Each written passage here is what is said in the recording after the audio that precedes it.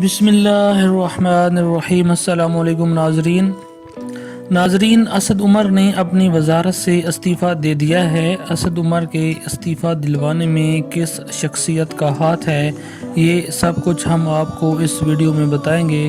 اس سے پہلے آپ لوگوں سے گزارش ہے کہ برائے مہربانی میرے چینل کو سبسکرائب کر دیں اور بیل آئیکن پر بھی کلک کر دیں، شکریہ۔ ناظرین، سلمان غنی تجزیہ نگار ایک مشہور ٹی وی پروگرام میں کہا ہے کہ اسد عمر کو ہٹانے میں جہانگیر ترین کا ہاتھ ہے۔ انہوں نے کہا کہ سب سے پہلے اسد عمر کو جہانگیر ترین نے کہا تھا کہ آپ صحیح طرح اپنی وزارت کو ڈیلیور نہیں کر رہے۔ ناظرین، جہانگیر ترین بظاہر حکومت میں نہیں، لیکن کسی نہ کسی طرح جہانگیر ہی حکومت چلا رہا ہے۔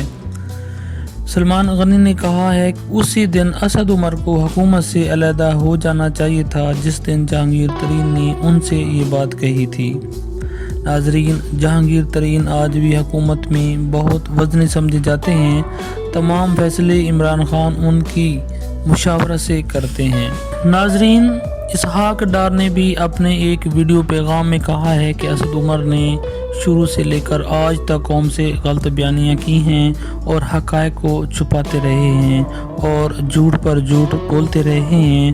ناظرین، اسحاق ڈار نے اپنے ویڈیو پیغام میں کہا ہے کہ یہ مناسب نہیں کہ وہ اس وقت ان حالات میں میدان چھوڑ کر چلے جائیں جبکہ IMF کا معاملہ تقریباً فائنل سٹیج پر ہے۔